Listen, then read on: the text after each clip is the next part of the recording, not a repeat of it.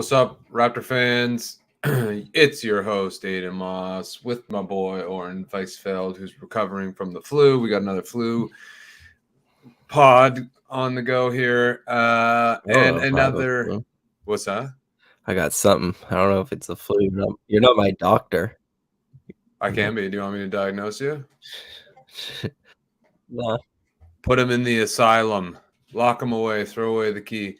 The Raptors lose again. Another close one, if you want to call it that. 112 to 108. The New York Knicks beat our beloved Raptors. Another weird one. When it all comes down to it, Oren, we watch this game for entertainment. And god damn it, these games are entertaining. But they're frustrating and they're unpredictable and they're up and down, but they're entertaining. I have to give them that. Still, so you're pro fake comeback. Yeah, this is like the proiest of pro fake comebacks, and I'll let you. I am too. I'll let you lead. I don't understand the bring the bench in. It's like that's not very fun. Yeah, exactly. Let's just burn these guys out until we're all exhausted.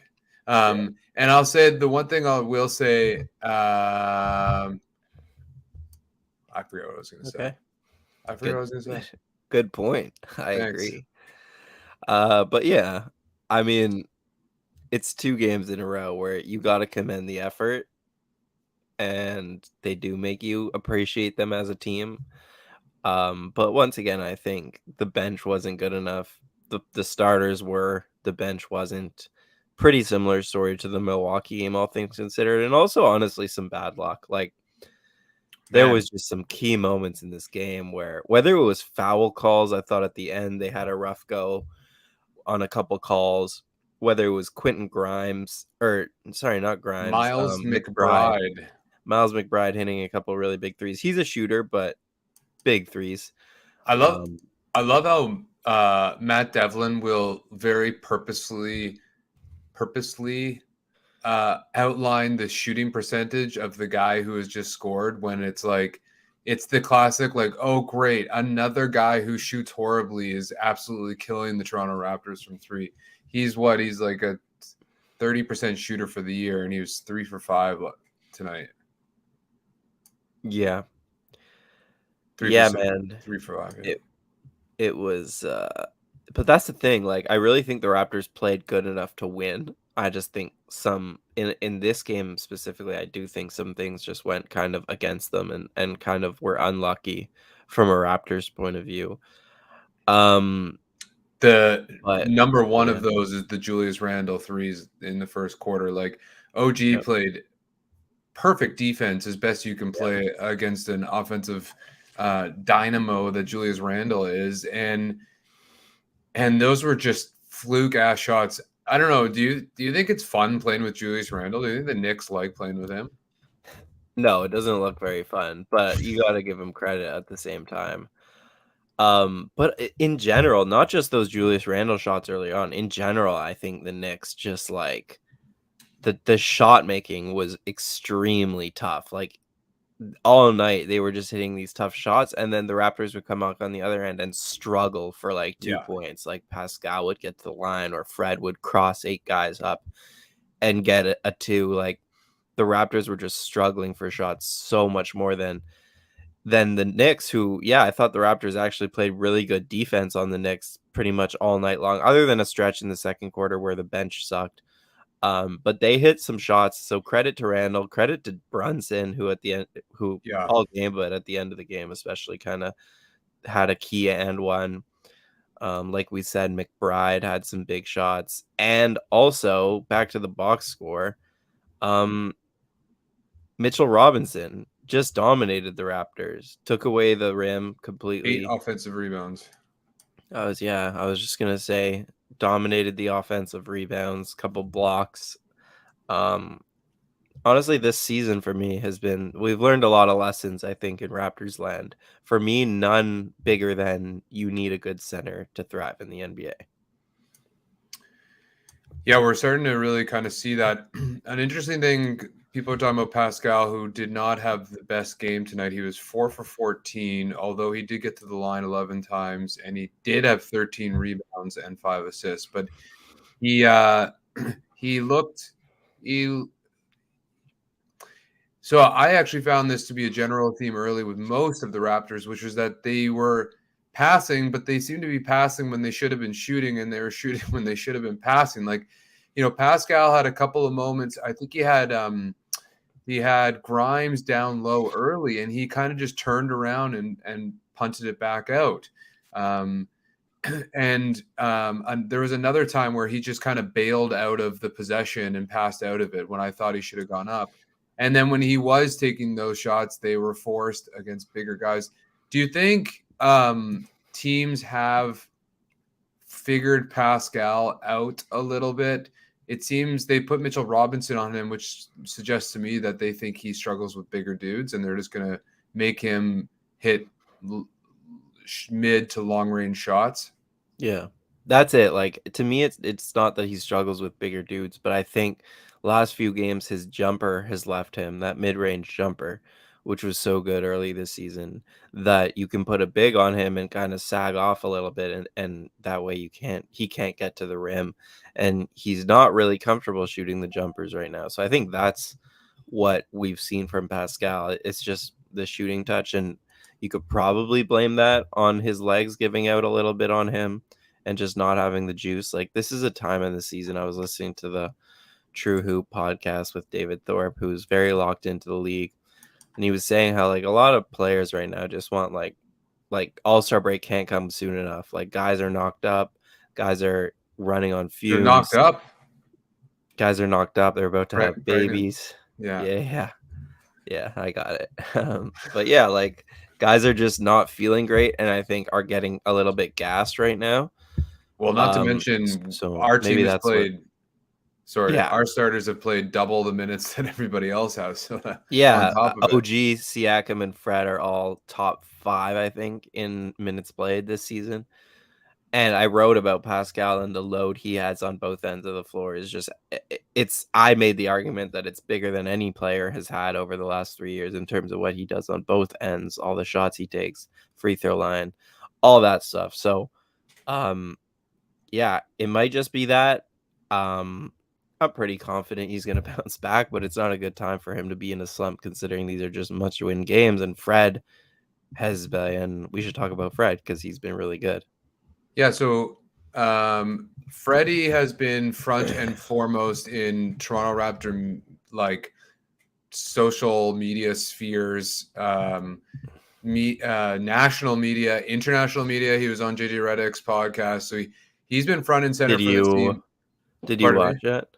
I watched the 5-minute clip about the reduction in usage, so I haven't seen the whole thing. And I will say, it unfairly so, too much shit has been thrown Fred's way. I have my criticisms, but I think it's all kind of contextual. So tonight he was 9 for 21, so still not a great shooting percentage, but some big buckets, 8 rebounds, 7 assists. He looked sprier tonight, Oren, and he also looked much more decided in what he was going to do. That was a sick move. He had quite a few just like 1-2 hard dribbles going to the hoop, which is so refreshing to see with him. How do you feel about Freddie's performance tonight?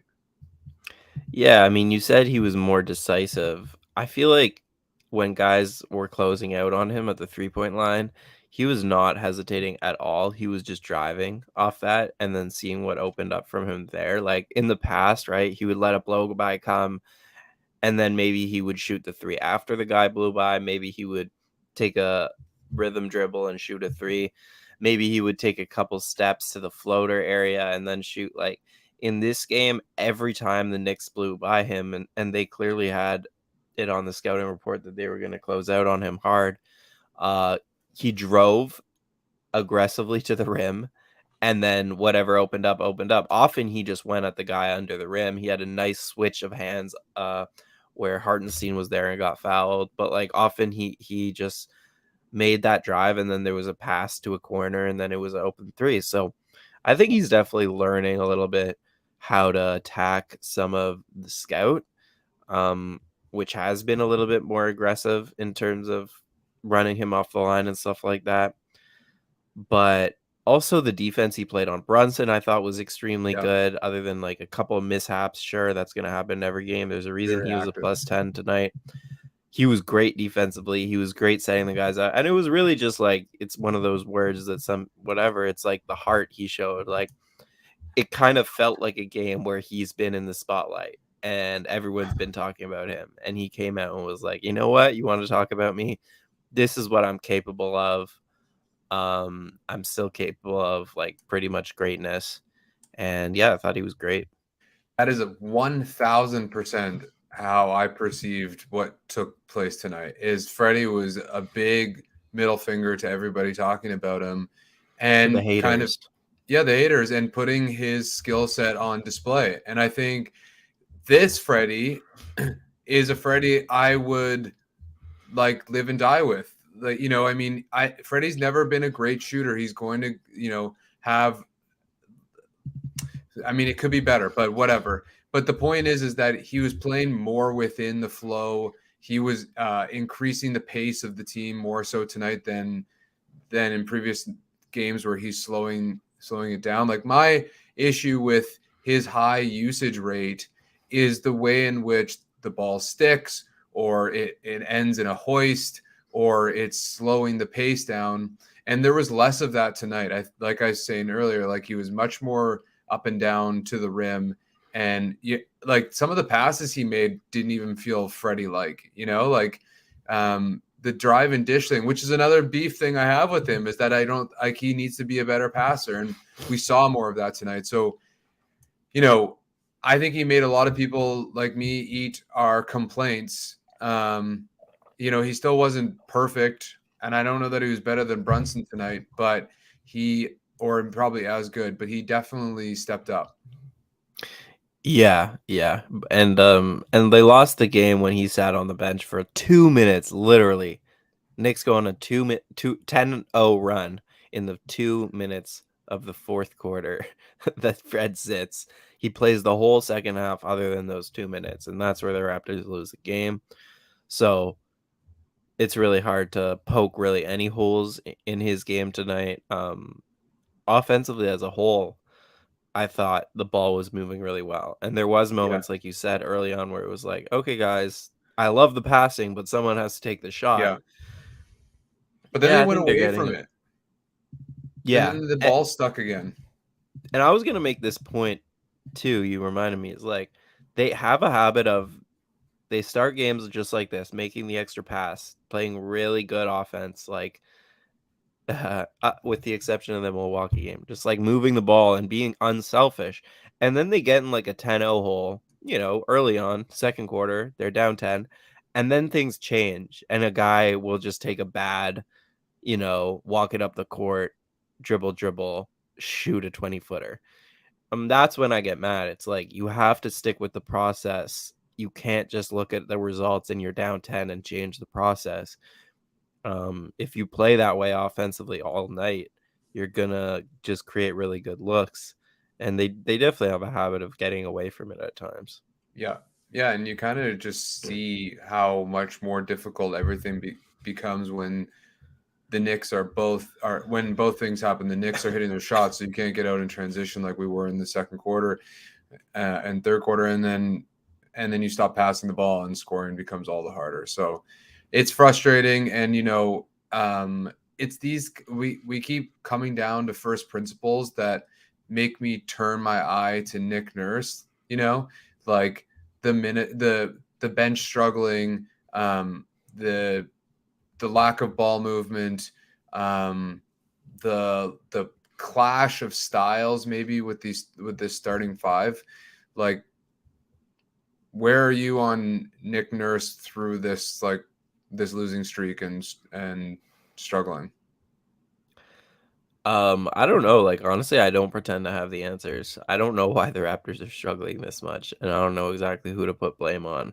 I tend to now be in a like I tend to believe that it's a roster construction issue more than a coaching issue, just Right. because I think guys don't fit that well together, because like there's a reason that we can't have all of our best players be in rhythm at the same time. And OG is a great example of a guy who was playing great basketball for a while there, especially when Siakam was out. And then since He's Siakam got regressed. back from injury, he's completely regressed. Nobody's talking about him Well, because it's because his defense is spectacular. sure, but I at least have come to raise my expectations of him, and he's really regressed in the last couple of weeks. So, yeah, for me, it's a roster construction issue more than a Nick Nurse issue, whether it's the bench pieces not fitting together that well, or just like, I was thinking about it today, like the backcourt to me, something has to change because I don't know. Both of these guys are just better from the perimeter, better shooters. Neither of them are drivers. And I think that's a big problem that the Raptors have seen this season is that when they do swing the ball around, Fred did a great job of it today in terms of attacking the closeouts and making things happen from there. But in general, neither Fred or Gary is really good at that. So I think there's just the roster construction issues, whether it's with the backcourt not fitting that well together, whether it's with OG not being able to elevate his play beside Pascal Siakam. Like, to me, that is the biggest issue. And it's been a few seasons of some of these issues lingering. So that's why I'm there. Nick definitely hasn't done a perfect job by any means, especially offensively. The system just some days it looks terrible. But yeah, like with the bench, I tend to blame the individual players more than I blame Nick. Like, can you blame Nick for Malachi being bad in 3 straight games? Not But really. Malachi hasn't been bad in 3 straight games. Like I think he he's has. had bad moments, but then you close his night shut, so you don't even give him a chance to breathe. Like I just quickly back to the OG thing. He has struggled and regressed, and I think part of this roster construction was the assumption that Precious and OG were moving to points where they were going to become more of an offensive threat, less so Precious right away, and more so OG. And at times you saw that, like there was a stretch there, even in our losing and winning, that OG was getting a pass and ripping and going without hesitation and getting to the hoop, and with kind of mixed results. And now he's not. He's become a Yeah. spot up shooter again.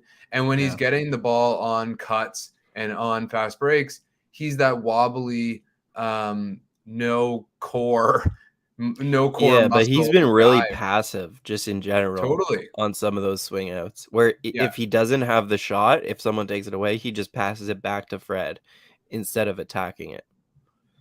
Yeah. And I think it's might be a little bit psychological for him too. Guys just seem like a little bit more um, reticent to execute because they don't like you don't want to see Yeah. any more of the screw ups, but to get through the screw ups, you got to take those risks. So that's Yeah. frustrating. And then Flynn on the definitely didn't get a real chance today, but and it he was didn't get 2 a real straight chance. games before this that I don't think he played well But either. I will stand by the fact, if you go back to the fouls that he caused on the Pacers, 2 of those fouls he gets slammed on screens. Mhm. And especially one of them. And this will happen. That, like you said, there are plays tonight where guys messed up defensively, whatever. But like, you have to let these guys flourish, or at least try to flourish. Like, you can't give Precious 4.5 minutes. You can't give That's my bad, issue too, bad yeah. 4 minutes, Flynn 3 minutes, Downton a minute and a half. Like, what are you trying to accomplish in that? Like, Well, Precious especially. I thought he was good in his it, stint, yeah, he had a and great I think finish. he's been getting better in every game since the injury, and it's like he is a guy so meaningful to the organization and to the potential success that you should be giving him more and more minutes, helping him ramp up past this injury, even if he's tanking a bit of those minutes, which I didn't think he was. But yeah, I was shocked that he didn't get second half minutes tonight. And I want to see Precious play more And if regardless. you're not going to play Flynn, like throw Doughton out there and let him burn out some energy on Brunson or on quickly. Like, that was the thing with the Knicks, is they have, uh, well, interesting enough, they played that double center lineup quite a lot, but they had like the 5 guards going. They had Grimes, Brunson, McBride, Fournier saw some time, and quickly. Um, all of whom are fast, eager, like nice that they can shoot from three as well. But like that kind of endless energy from the backcourt just weighed on Freddie and OG and Scotty and those guys. So like we need to be doing at the very least just to burn some raw energy. We need to be throwing guys out there in situations where they can succeed. Precious should be on Julius Randle for times.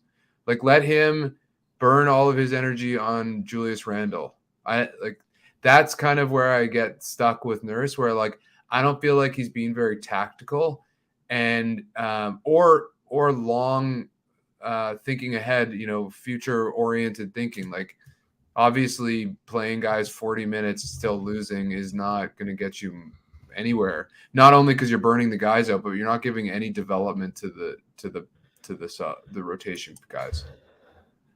Yeah. I don't know. I don't know. To the point about the two big lineup, I also noticed that I feel like you can just get away playing that way when the Raptors can't shoot. Yeah. Like you don't need little guys to chase guys around screens if you're just not that worried about guys shooting around screens. So I feel like teams have played bigger, they've gotten on the boards better, and it kind of plays to their strengths. Whereas, the Raptors want to have that size advantage, but they can't right now because teams can play big and just not worry about the three ball. Yeah. Jericho Sims, by the way, like he looks factory made. That dude is like a 3D printout of a gladiator. He is a incredible body. Heck of Isaiah a bod. Hartenstein, not so much. He's like a good old Germanic tribe guy. I wonder how Herbie Kuhn at the Raptors game was pronouncing Isaiah Hartenstein. Hartenstein. Poor pronunciation always kind of gives me like, I mean, it's like kind of your job. Do you laugh at his when you were at the Raptors game? Did you laugh at his pronunciations? Because they are hilarious sometimes. Like he goes really so over and beyond. Oh, next time you go, you have to. Because with foreign names, especially, he will go so over and beyond. So like with Evan Fournier, he'll be like, coming into the game, Evan Fournier. Like every time, like dude, sultry every French. time. And like some point times it's just offensive because it's not at all the correct pronunciation. He's just going right. really overboard with like how he's saying it. Stereotyping. It's pretty funny. If you want to hear just pathetic pronunciation, go listen to Bill Simmons' podcast. That dude. Oh, for sure. He's that the guy's goat culture is like names. 200-mile radius. Yeah. Okay. All right. Taxman. Let's do Can-Am Taxman of the night. Would you like to lead? I think it has to go to Fred. Yeah. 28 points, 9 of 21 shooting, 8 rebounds, 7 assists, 2 steals, and a block. We talked about it already, but yeah, he left it all out there is the cliche that I would use tonight. He put his heart into it. He heard the talk. He silenced the haters. How many cliches can I get through? He was really good. Trade value. No, but he definitely gave the Raptors a shot to win tonight with his play. Unfortunately, Pascal didn't kind of bring the same level, and OG and Scotty and some of the bench guys. OG had a good game. He's 6 for 12, excellent defense, 9 rebounds. Like it wasn't pretty. You're right. It wasn't 3 the box steals. Score is pretty. I will admit that. It didn't feel as pretty as the box score looks. I agree. I mean, right. I shouldn't put him in the Barnes and Siakam category. Those guys were definitely worse than OG tonight. But yeah, my point was that Van Vliet gave them a real chance to win tonight because he was just doing everything and really willing them to success. So it's unfortunate they couldn't get the win, but Van Vliet gets the Can-Am Taxman of the night. Visit canamtax.com or call the number at the top of the screen to get your taxes done because tax season's coming up and it's right around the corner. And they're going to help you get some money back from the old mean government if you go to canamtax.com. All right. We're going to do 10 more minutes. Oren might leave. I'm going to stay and answer a few questions because I've got vegan pizza waiting for me. So if anybody has some questions, throw them out there. Oren might just disappear or not. And then I'm going away because it's Friday. You're going Anybody with some away? Where are you questions? going? Away from here, I mean. Oh, are you going out tonight? No. Nice. Are you? No, I'm sick. Tomorrow I'm thinking of leaving the house. You want to know how many times I've left the house in 2023? It's getting grim, I'll tell you. Because first I was hungover for 2 days after New 2 Year's. days. Two days straight, wasn't even gonna pretend that second day that I could do something. And then after that I got a cold, so I've been just 6 days now of just in the house. I went on a walk today, but that was it. Those two things are very connected. Well, one thing I wanted to highlight actually is I liked speaking of the bench stuff, I liked Scotty running point. It was him and Flynn, which the lineup didn't do all that well, but I kind of dig it moving forward. I feel like Scotty's been much more engaged, even though he didn't have that great of a game and it kind of like ebbed and flowed. Like seeing him with the ball in his hands more, I think is going to benefit this team like currently into the future. And I think running him with the bench unit is probably, which is something I've been saying before, but like with the starter, like once the starters go off, running him with the bench unit, I kind of like. It was him and OG, I think, and Gary. I like that. Yeah, it was him, it's OG, like and Gary. very clearly he's the ball handler. They did fail. And then in the second half, Nurse split up Fred and Pascal and left one of them on the floor at all times. That also failed. So I had to bring Freddie right back. Yeah. Anyways, I gotta head out. I can't really talk, but okay. All right, good. See you there. See you. Bye. All right. Bye. Okay. I'll do a couple questions and then I'm getting out of here. Ishay123 asks where the Manscaped sponsorship is. I don't know. But I think Sahal did enough talking for all of us, so we're not doing it tonight. But if you want to go buy it, type in wrap up and you'll get 20% off and we'll get some cash. It'll be great. Azim Ali asks, who do you want to see moved at the trade deadline and for what? I was going to say to Oren that like today I really deep down in my heart of hearts really wanted Toronto to win this. The Knicks are kind of the team we're chasing. They were sixth in the standings, and I thought, this win would be a good turnaround. I'm not ready to do trade talk yet. I want to see what happens with the 2 Charlotte games. That's the deadline I have given myself. And then after that, you can hold me to it for tanking or retooling or whatever you want to call it. We'll have those conversations. Until then, I believe in this team, and I would love to see, I think like a kind of a sneaky retool, but also remain competitive this year would be to take a Freddie or a Gary and turn it into multiple pieces that we can run out in some kind of like real way. Like, in other words, that Nick Nurse can depend upon. But that's going to be like, I will think about who those players are and I'll get back to you. I had some ideas, but I'm not ready to show them. But anyway, get back to me in a couple of days and we'll start targeting trade deadline. This is going to be a hot topic from now until probably August of next year. So I don't want to overdo it, but we definitely need some depth. There's no question there. I'm hoping we can package some of the back end guys and like a second for maybe a dude or two at the very least.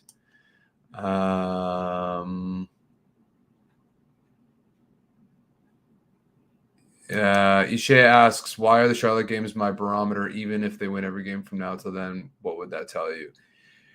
I'm just not ready to die on this team yet.